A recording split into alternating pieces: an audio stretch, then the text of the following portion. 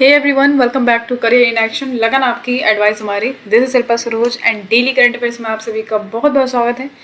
आज के इस वीडियो में हम जो है 25 जनवरी यानी आज का जो करंट अफेयर्स है वो इस वीडियो में आज हम डिस्कस करेंगे। क्या इंपॉर्टेंट फैक्ट्स हो सकता है, ठीक है, किस तरीके से आपको फैक्ट्स को याद रखना है, क्या क्या फैक्ट्स आपको देखना है, क्या क्या न्यूज़ अपडेट्स हैं उससे आपको अवगत होना है। तो वो बेसिकली आज इस वीडियो में हम चर्चा करेंगे, ठीक है। तो इसका पीडीएफ पाने के लिए आप हमें टेलीग्राम को ज्वाइन कर सकते हैं। आप हमें टेलीग्राम पे फॉलो करके ज्वाइन करके आप वहाँ से इसका पीडीएफ ग्रैब कर सकते हो, पीडीएफ वहाँ पे ले सकते हो। और बहुत सारे पीडीएफ आपको वहाँ पे मिल जाते हैं डाउनलोड करने पे। ओके, तो चलो फिर बढ़ते हैं आगे। लास्ट सेशन में आपको क्वेश्चन ऑफ द डे दिया गया, तो वो क्वेश्चन क्या था देखो। क्वेश्चन था Buxwaha mine which was seen in the news is located in which state. कहता है कि बक्सवाहा माइन जो है अभी हाल ही में न्यूज में था, चर्चे में था, लोग किस स्टेट में लोकेटेड है, छत्तीसगढ़, मध्य प्रदेश, असम या फिर आंध्र प्रदेश। तो इस क्वेश्चन को मैंने टेलीग्राम ग्रुप पे भी करा था, बहुत सारे लोगों ने वोटिंग करी, पोलिंग करी, बहुत ज़्यादातर लोग जो है छत्तीसगढ़ लगाए। तो भाई छत्तीसगढ़ मतलब ऐसा ही तुक्के में लगा दिया क्या भाई, ये मध्य प्रदेश में है, ठीक है। तो यहाँ पे आप देख पाओगे कि डायमंड माइनिंग प्रोजेक्ट जो है आदित्य बिरला ग्रुप के द्वारा इसको ले लिया गया था और फिर यहाँ पे ये खनन करना शुरू करना चाहते थे इस प्रोजेक्ट में। तो ये कैंपिंग स्टार्ट किया गया था एमपी के द्वारा कि भाई इसको रोका जाए। ओके, तो यहाँ पे जो है हाई कोर्ट, मध्य प्रदेश का हाई कोर्ट ने ऑर्डर करा था कि ऑर्डर दिया था कि माइनिंग जो होगी बक्सवाहा फॉरेस्ट में उसको स्टॉप कर दिया जाए। तो बेसिकली ये पूरा फॉरेस्ट एरिया को है, फॉरेस्ट को काटा जाएगा तभी तो यहाँ पे डायमंड माइनिंग की जाएगी। तो इसीलिए यहाँ पे चर्चा में था। ओके, याद रखिएगा इसको। यहाँ पे देखो, यहाँ पे प्रोटेस्ट हो रहा था क्योंकि ह्यूमन डिस्प्लेसमेंट, जब यहाँ पे आप समझ पा रहे हो बक्सवाहा जो एरिया है तो ये एक फॉरेस्ट है इसमें, ठीक है। बक्सवाहा फॉरेस्ट था, इसके अंदर में माइंस हैं, ठीक है, उसके अंदर में जो माइंस है। तो वहाँ पे जो है यहाँ पे क्या किया गया, एनवायरमेंटल डैमेज कर रहे हैं। तो यहाँ पे जो है सबका डिस्प्लेसमेंट कर दिया जा रहा है। ह्यूमन डिस्प्लेसमेंट मतलब कि एक जो उनको वहाँ से खाली करके हटाया दिया जा रहा है। तो इसके लिए प्रोटेस्ट कर रहे थे लोग वहाँ पे कि सेव बक्सवाहा फॉरेस्ट, इस तरीके से। तो बेसिकली कहाँ पे लोकेटेड है, 200 किलोमीटर सांची मध्य प्रदेश से। जैसे आप सभी को पता है कि मध्य प्रदेश जो है अकेला सिंगल 90% टोटल डायमंड रिसोर्स मतलब पूरे कंट्री का अकेले सिंगल हैंडल करता है। तो ये यहाँ पे इंपॉर्टेंट क्वेश्चन हो जाता है। ओके, आगे बढ़ते हैं अपने सबसे पहले क्वेश्चन की तरफ। तो भैया 25 जनवरी 2023 को हम क्या मनाते हैं, नेशनल टूरिज्म डे। क्या मनाते हैं, नेशनल टूरिज्म डे 25 जनवरी को। ओके, तो president Draupadi Murmu will present the national award for the year 2022 on 13th national voter day in New Delhi. The theme of the day for this year is nothing like voting, I vote for sure. Nothing like voting, I vote for sure. ये जो है आप देख पा रहे हो, ये theme है, ठीक है, थीम है ये 2023 का। अ सॉन्ग मैं हूँ भारत हूँ, हम भारत के मतदाता हैं, produced by election commission, will also be screen in the event. तो यहाँ पे देख पा रहे हो कि नेशनल अवार्ड जो 2022 का 13 नेशनल वोटर डे पे न्यू दिल्ली में दिया जाएगा। प्रेजेंट करेंगी प्रेसिडेंट जो है हमारी द्रौपदी मुर्मू जी, और उसका जो सॉन्ग है वो रखा मैं भारत हूँ, हम भारत के मतदाता हैं, ठीक है। इलेक्शन कमीशन के द्वारा प्रोड्यूस किया गया है इसको इवेंट के लिए। चलो आगे बढ़ते, क्वेश्चन नंबर पहला, जनवरी 24 इज एनुअली सेलिब्रेटेड एज। तो भैया 24 जनवरी को क्या हम एनुअली सेलिब्रेट करते हैं, बहुत इंपॉर्टेंट क्वेश्चन है और ये आपको देखने को मिल जाएगा आपके एग्जाम में। The international day of education, national girl child day यानी 2023 का। तो इंटरनेशनल डे ऑफ एजुकेशन जो है, पहले इसको एजुकेशन जो भी बोल सकते हो आप, ठीक है, बेसिकली इसका प्रोनाउंसिएशन एजुकेशन ही है, ठीक है। तो एजुकेशन हमेशा बेसिक से चला है, बचपन से चला है एजुकेशन, तो एजुकेशन ही कंसिडर करते हैं। तो international day of education observe किया जाता है 24 जनवरी को। This year marks the 5th year of celebration with the theme to invest in people, prioritise education. Okay, तो ये 5वां साल है इसको सेलिब्रेट करने वाला और इसका थीम रहा है, क्या थीम है, to invest in people, prioritise education. UNESCO is dedicating this year to girls and women in Afghanistan who have been deprived of their right to education. तो यूनेस्को ने बेसिकली ये जो साल है इसमें गर्ल्स एंड वुमेन्स जो अफगानिस्तान में है उनको डेडिकेट किया है कि भैया जो वंचित रह जाती हैं अपने एजुकेशन के राइट से, उन लोगों के लिए बेसिकली डेडिकेट किया है। इसीलिए इसको इंटरनेशनल डे ऑफ एजुकेशन के तौर पे मना रहे हैं 24 जनवरी को। और एक चीज़ बता दूँ, भाई नेशनल गर्ल चाइल्ड डे 2023 को ऑब्जर्व करते हैं, 24 जनवरी को ऑब्जर्व करते हैं, ठीक है। ये भी इंपॉर्टेंट क्वेश्चन है, किस लिए ऑब्जर्व करते हैं, to spread awareness about the inequalities faced by the girls in Indian society. तो बेसिकली जो इंडियन सोसाइटी में जो गर्ल्स हैं वो इनइक्वालिटी मतलब इक्वालिटी यानी कि असमानता की बात हो रही है। ओके, बहुत सारे चीज़ों को उनको गुजरना पड़ता है उससे, तो उसी के लिए बहुत ज़्यादा अवेयरनेस फैलाने के लिए 24 जनवरी को ऑब्जर्व किया था नेशनल गर्ल चाइल्ड डे, ठीक है। और क्या प्रमोट करने के लिए, awareness about the right of the girl child and importance of female education, health and nutrition. तो फीमेल एजुकेशन, हेल्थ, उनका न्यूट्रिशन के लिए काफ़ी ज़्यादा अवेयर करना, लोगों के बीच में काफ़ी ज़्यादा इंपॉर्टेंस को समझाना, ये यहाँ पे दर्शाता है। ओके, बढ़ते हैं आगे क्वेश्चन नंबर 2 की तरफ। NASA has awarded $425 million to which company for the agency sustainable flight demonstrator project. तो नासा ने अभी हाल ही में $425 मिलियन किस कंपनी को दिया है for the agency sustainable flight demonstrator project. तो basically sustainable flight demonstrator project के लिए तो वो बोइंग कंपनी को दिया है। किसको दिया? बोइंग कंपनी को। ठीक है, इंपॉर्टेंट क्वेश्चन है, याद रखिएगा इसको। तो नासा की जब बात करेंगे उसका फुल फॉर्म क्या होता है? National aeronautics and space administration. ठीक है, ये इसका फुल फॉर्म होता है। ओके, इसका हेडक्वार्टर कहाँ पे? वॉशिंगटन डीसी में इसका हेडक्वार्टर है। कहाँ पे? वॉशिंगटन डीसी में। ओके, यूएस से, याद रखिएगा इसको। इसके चेयरमैन कौन है? तो बिल नेल्सन। कौन है? बिल नेल्सन जो है इसके चेयरमैन हो जाएंगे। तो नासा कब फाउंड हुआ है भैया? 1958 में। ठीक है, 1958 में फाउंड हुआ है, याद रखिएगा इसको, इंपॉर्टेंट है। आगे बढ़ते क्वेश्चन नंबर 3 की तरफ। क्वेश्चन नंबर 3 कहता है the Indian Navy has organized 6-day mega biennial tri service amphibious exercise AMPHEX 2023 near. अब कहता है कि इंडियन नेवी ने ऑर्गेनाइज करा एक 6 दिन का long biannual tri service amphibious exercise AMPHEX 2023। तो एम्फेक्स बेसिकली उसका नाम है। इंडियन नेवी में 6 दिन का long mega by annual tri service amphibious exercise का नाम रखा है एम्फेक्स 2023। तो कहाँ पे ये लॉन्च कर रहा है, कहाँ पे ऑर्गेनाइज किया जाएगा? काकीनाडा, जो कि आंध्र प्रदेश में है। ठीक है, 17 से 22 जनवरी 2023 तक चला है ये। ओके, तो इसको याद रखिएगा भैया, इंपॉर्टेंट क्वेश्चन है। अच्छा, इसके बारे में हम और क्या जान सकते हैं? तो ये बेसिकली एक मिलिट्री एक्सरसाइज है, इसको ऑर्गेनाइज किया गया था इंडियन नेवी, आर्मी और IAF के द्वारा। ठीक है, इंडियन आर्मी, सॉरी वेट, ठीक है, इंडियन नेवी, उसके बाद आपका आर्मी और IAF।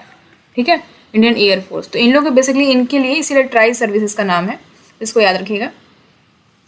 तो बेसिकली ये जो है ये क्यों किया गया है, कंडक्ट क्यों किया गया है इसको? ताकि आप देख पा रहे हो चाइना का जो मिलिट्री फोरेज है इंडियन ओशन में बहुत ज़्यादा बढ़ रहा है, तो उसी को मद्देनजर रखते हुए ये जो एक्सरसाइज है इसको कंटिन्यू किया गया है। ठीक है, ताकि वेल प्रिपेयर रहे हो पहले से। ओके, लास्ट जो एडिशन हुआ था इस एक्सरसाइज का वो अंडमान निकोबार में हुआ था 2021 में। ओके, चलो। अच्छा, यहाँ पे क्या इंपॉर्टेंट मैं आपको बताना चाहूँगी कि देखो 3 चीज़ बहुत ज़्यादा इंपॉर्टेंट है। एक तो आर्मी चीफ, ठीक है, आर्मी चीफ और chief of air staff, chief of air staff, navy chief. बहुत इंपॉर्टेंट चीज बता रही हूँ मैं आपको, ये एग्जाम में देखने को मिल जाएगा आपको। Chief of defence staff, defence staff. ठीक है, तो ये पहले पता होना चाहिए आपको। तो आर्मी चीफ कौन है भैया? जनरल मनोज पांडे। ठीक है, जनरल मनोज पांडे। ठीक है, चीफ ऑफ एयर स्टाफ कौन है? एयर मार्शल विवेक राम चौधरी, एयर मार्शल विवेक राम चौधरी। ठीक है, ये हो जाएंगे आपको चीफ ऑफ एयर स्टाफ। अब नेवी की बात कर लेते हैं, एयर, नेवी और डिफेंस। यहाँ पे आर्मी चीफ है, तो नेवी चीफ कौन हो जाते हैं? यहाँ पे R हरि कुमार, ये मैंने आपको बताया था, R हरि कुमार, याद रखिएगा इसको। चीफ ऑफ डिफेंस स्टाफ कौन है? Lieutenant general Anil Chauhan. ठीक है, अनिल चौहान जो है आपके CDS हो जाएंगे। ठीक है, यानी कि चीफ ऑफ डिफेंस स्टाफ। ठीक है, इसके पहले कौन थे? जनरल बिपिन रावत, याद होगा आपको, उनका देहांत हो गया। उसके बाद फिर यहाँ पे ये है अनिल चौहान जी। ठीक है, lieutenant general Anil Chauhan. Okay, चलो आगे बढ़ते क्वेश्चन नंबर 4 देखो।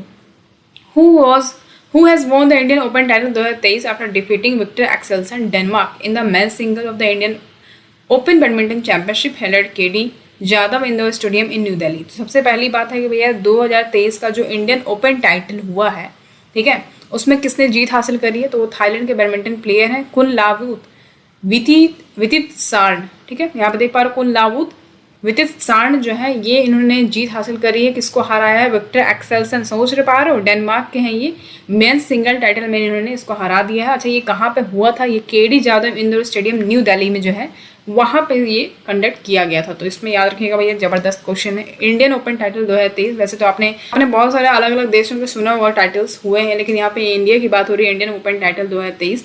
तो उसमें याद रखना है कौन है? थाईलैंड के बैडमिंटन प्लेयर हैं कुनलावुत वितित सार्न। ओके, ये इन्होंने इंडियन ओपन टाइटल 2023 अपना नाम कर लिया है। While Se-young Korean won the women single final after defeating Japanese Akane Yamaguchi. तो भैया इसके पहले जापानीज अकाने यामागुची जो है इसने जीत हासिल करी थी वुमेन सिंगल में। तो फाइनल में किसने जीता है? यहाँ पे देख पा रहे हो सेयोंग कोरियन है, ये वुमेन सिंगल में इन्होंने जीता है। किसको डिफीट करके? Japanese Akane Yamaguchi. बढ़ते हैं क्वेश्चन नंबर 5 की तरफ। क्वेश्चन नंबर 5 कहता है which 2 Indian films were awarded for the best script writer and Best Actress in the Asian Film Competition sanction at the 21st Dhaka International Film Festival organized from 14 to 22 जनवरी 2023।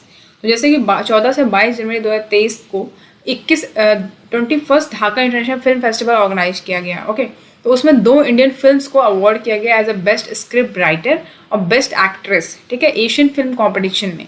तो वो कौन है देख लेते हैं। अपराजितो, ये क्या है, ये फिल्म का नाम है। डायरेक्टर कौन थे इसके, अनिक दत्ता। ओके, वो the best script writing award, तो बेस्ट स्क्रिप्ट राइटिंग अवार्ड मिले तो अपराजितो याद रखिएगा। उसके बाद हम देखेंगे Ketaki Narayan won the best actress award for Parapeda, directed by Krishnendu Kalesh. तो केताकी नारायण देख पा रहे हो, ये बेस्ट एक्ट्रेस इनको अवार्ड मिला है, ठीक है, किसके लिए, परापेड़ा के लिए। ओके, इसके डायरेक्टर कौन है, कृष्ण नेंदु कलेश है इनके डायरेक्टर। ओके, चलो क्वेश्चन नंबर 6 देखो। Which state CM releases hockey in India a golden legacy book by sports star on Indian hockey. तो भैया किस स्टेट के सीएम ने जो है एक बुक लॉन्च करी, उसका नाम क्या है, hockey in India golden legacy, ठीक है। तो यहाँ पे आप देख पा रहे हो, ये यहाँ पे आप देख पा रहे हो कि सीएम जो कौन से स्टेट के सीएम जो है वो नवीन पटनायक हैं, उड़ीसा के सीएम हैं।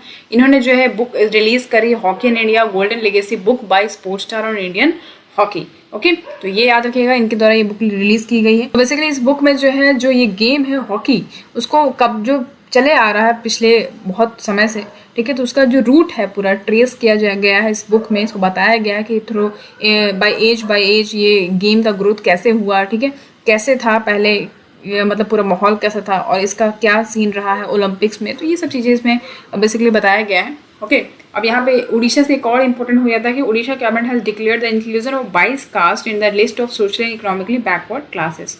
तो SEBC में जो है इंक्लूजन कर दिया गया है उड़ीसा गवर्नमेंट, उड़ीसा कैबिनेट के द्वारा। तो कितने कास्ट को, 22 कास्ट को लिस्ट किया गया है SEBC में। ओके, ये भी इंपॉर्टेंट क्वेश्चन हो जाता है। आगे बढ़ते हैं, क्वेश्चन नंबर 7 देखो। Who has been appointed as the new director of Indian Institute of Management Ahmedabad for 5 year effective from 1 मार्च 2023। तो अभी किसे जो है न्यू डायरेक्टर बना दिया गया Indian institute of management Ahmedabad का 5 सालों के लिए, जो कि 1 मार्च 2023 से लागू हो जाएगा। तो प्रोफेसर भरत भास्कर, ठीक है, कौन हो जाएंगे, प्रोफेसर भरत भास्कर जो है इनको बना दिया गया है किसके, IIMA के डायरेक्टर। ओके, न्यू डायरेक्टर 5 सालों के लिए बनाया गया। इंपॉर्टेंट क्वेश्चन है भैया, याद रखिएगा इसको। अच्छा, यहाँ पे देखो प्रेजेंटली ये क्या काम करते हैं, प्रोफेसर है ये information technology and system eight IIM Lucknow. अभी फिलहाल की बात करें, जो इनकम्बेंट डायरेक्टर हैं प्रोफेसर एरोल डिसूजा, उनका जो समय है वो खत्म हो जाएगा 31 जनवरी तक, उनका जो कार्यकाल है वो खत्म हो जाएगा। ओके, तो याद रखिएगा, उसके बाद 1 मार्च से जो है ये पदभार संभालेंगे। चलो आगे बढ़ते, question number 8। Who has been awarded the most distinguished scientist of the year 2022 at the Indian Achiever Award at the विज्ञान भवन in न्यू दिल्ली। तो किसे जो है most distinguish scientist of the year 2022 ये अवार्ड जो है इसको नवाजा गया है, कहाँ पे, विज्ञान भवन दिल्ली में, ठीक है, इंडियन अचीवर अवार्ड्स के तौर पे इनको मिला है। किसको मिला है, R विष्णु प्रसाद को मिला है। इंपॉर्टेंट क्वेश्चन है। तो ये जो अवार्ड है रिकॉग्नाइज किया जाता है उन इंडिविजुअल्स को जिनका आउटस्टैंडिंग कंट्रीब्यूशन होता है डिफरेंट फील्ड्स में।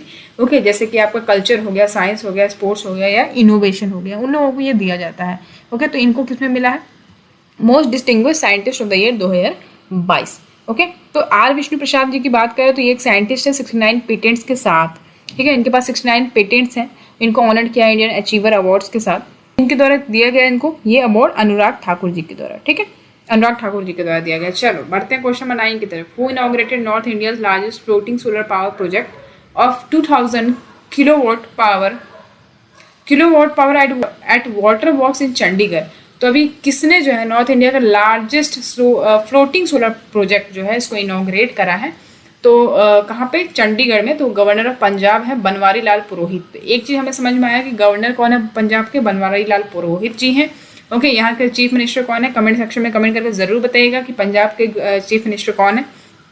हमें यहाँ पे क्या समझ रहे हैं, इन्होंने इनॉग्रेट करा है इंडिया का यानी नॉर्थ इंडिया का लार्जेस्ट फ्लोटिंग सोलर प्रोजेक्ट, ठीक है, 2000 किलोवाट पावर जनरेट करता है at water works in Chandigarh. तो यहाँ पे देख बार किलोवाट पीक हो जाएगा ये। तो यहाँ पे 500 kilowatt peak floating solar project इन्होंने इसको भी इनॉग्रेट करा है, ठीक है, with fountain at Dhanas lake in Chandigarh. यहाँ पे धनास लेक में फाउंटेन्स भी है चंडीगढ़ में। This project were design and executed by crest, that is Chandigarh renewable energy and science and technology promotion society. इनके द्वारा जो है इसको मतलब इनॉग्रेट किया गया है। ओके, अब हम बात कर लेते हैं कि ये जो ये जो प्रोजेक्ट है ये जनरेट क्या करेगा, minimum 35 lakh unit of solar energy as per year with 20% module efficiency. Okay, तो याद रखिएगा KWH की बात करें तो ये क्या बताता है, ये कितना बताता है कितना इलेक्ट्रिसिटी जो है आपका सिस्टम जनरेट कर रहा है। ये जो आप देख पा रहे हो ना KWH, क्योंकि आपका जो सिस्टम है वो कितना मतलब इलेक्ट्रिसिटी जनरेट कर रहा है। और KWP की बात करें, ये बताता है कि आपका जो सिस्टम है कितना इसका आउटपुट हो सकता है, कितना ज़्यादा आउटपुट इसका हो सकता है। तो ये बेसिकली ये डिफरेंस है दोनों के बीच में। आगे बढ़ जाते हैं, यहाँ पे देखो Jio ranks as the 9th strongest brand globally holding the top position in India. तो भारत में तो भैया टॉप पोजीशन पे है जियो, लेकिन रैंक की बात करें अगर हम तो ग्लोबली देखें तो 9th स्ट्रॉन्गेस्ट ब्रांड बन गया है Jio. Reliance Jio has been rank as the strongest brand in the India and placed 9th among the world's strongest brand according to the report Global 500 2023 published by Brand Finance। तो basically यहाँ पे आप रिलायंस जियो के बारे में देख लिया कि स्ट्रॉन्गेस्ट ब्रांड हो गया भारत का, इसमें रैंक मिला है पहले नंबर पे, और वर्ल्ड की बात करें तो 9th में है, 9th पोजीशन पे है। ठीक है, किसके द्वारा ये जारी किया गया है, एक रिपोर्ट है ग्लोबल 500 2023, याद रखिएगा किसके द्वारा पब्लिश किया जाता है, ब्रांड फाइनेंस के द्वारा। ओके, बढ़ते हैं क्वेश्चन नंबर 10 की तरफ। क्वेश्चन नंबर 10 कहता है which UT is going to host the Saras Mela 2023 from 4 फरवरी से 14 फरवरी फॉर द फर्स्ट टाइम। तो भैया सारस मेला 2023 जो है कौन सा यूनियन टेरिटरीज को होस्ट करेगा, 4 फरवरी से 14 फरवरी तक चलेगा, ये पहली बार ऐसा होगा। तो union territory of Jammu and Kashmir, ठीक है, यूनियन टेरिटरी जम्मू कश्मीर का जो है इसको होस्ट करेगा सारस मेला 2023 को।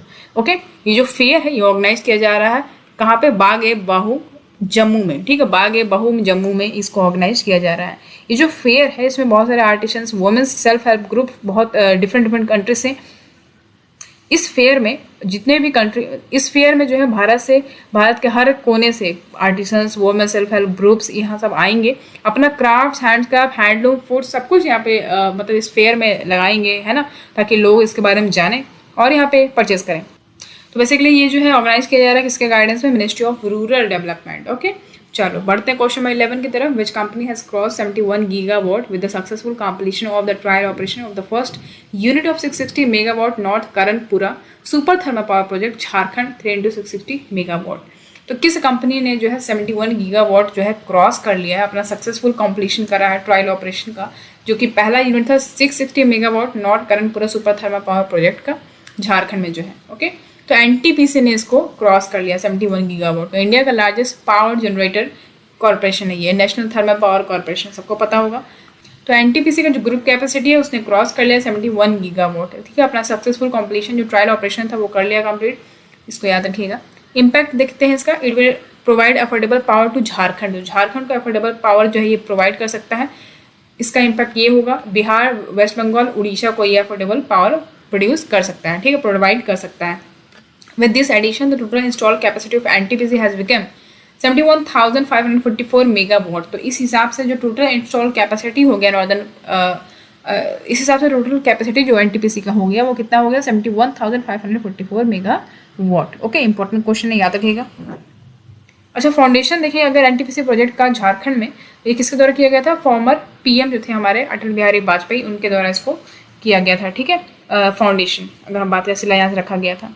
ठीक है, तो ये जो आंकड़ा है ना 71,544 मेगावाट, तो ये एनटीपीसी का टोटल इंस्टॉल कैपेसिटी, ये भी पूछ सकता है एग्जाम में। ओके, बढ़ते हैं क्वेश्चन नंबर 12 की तरफ। क्वेश्चन नंबर 12 है हमारा, विच स्टेट गवर्नमेंट और Monday decided to book men who marry girls before 14 years of age under the protection of children from sexual offences act.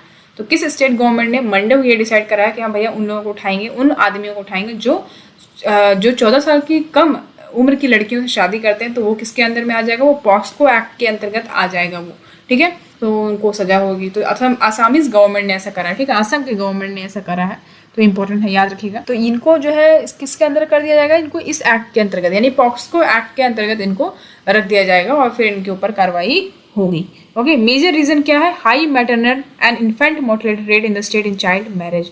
तो चाइल्ड मैरिज में maternal और जो infant mortality rate है वो बढ़ गया है, इसके वजह से इसमें जो है असम की सरकार ने ऐसा करा है। अब पॉक्सो एक्ट की बात करें तो पॉक्सो एक्ट 2012 ये डिफाइन करता है कि कोई अगर बच्चा है या लड़की है अगर वो बच्ची का एज 18 साल से कम है तो जो अंडर एज चाइल्ड है और जो एडल्ट है अगर उसके बीच में कोई सेक्स होता है तो वो बेसिकली क्रिमिनलाइज कर दिया जाएगा उसको, ठीक है। तो इसलिए बेसिकली पोस्को एक्ट में बताया गया है, तो इसी के तहत इसको रख दिया जाएगा। तो इंपॉर्टेंट क्वेश्चन है ये, ओके, ठीक है। तो मतलब जो चाइल्ड मैरिज है वो प्रोहिबिट है 2006 के बाद से। तो जो भी आदमी ऐसा करते हैं कि जो लड़कियों शादी करते हैं बिटवीन 14 और 18 एज के बीच में, तो उनके ऊपर कार्रवाई होती है। और जो लीगल एज है मैरिज का वो 18 साल है वुमेन के लिए और 21 साल है, याद रखिएगा। 18 साल किसके लिए है? वुमेन के लिए, और मैन के लिए कितना है? 21 साल, ठीक है। मैन के लिए 21 साल रखा गया है, ओके। तो इसको बेसिकली याद रखिएगा। आगे बढ़ते हैं क्वेश्चन में 13 देखो। Which space mission will be launch from the agency spaceport in French Guiana in April 2023। तो किस स्पेस मिशन को जो है लॉन्च किया जाएगा agency space port in French Guana में अप्रैल 2023 में लॉन्च किया जाएगा। तो भैया वो है European space agency Jupiter IC moon explorer, juice नाम है उसका। जूस जो मिशन है यूरोपियन स्पेस एजेंसी से जो है इसको लॉन्च किया जाएगा। जूस याद रखिएगा इसको। जिसका पूरा फुल फॉर्म क्या है? Jupiter IC moons explorer. तो आपको थोड़ा समझ में आ रहा है कि जुपिटर का मून्स के बारे में ये बात कर रहा है। अब यहाँ पे देख लेते हैं इसके बारे में। Spacecraft is to explore the moons of Jupiter.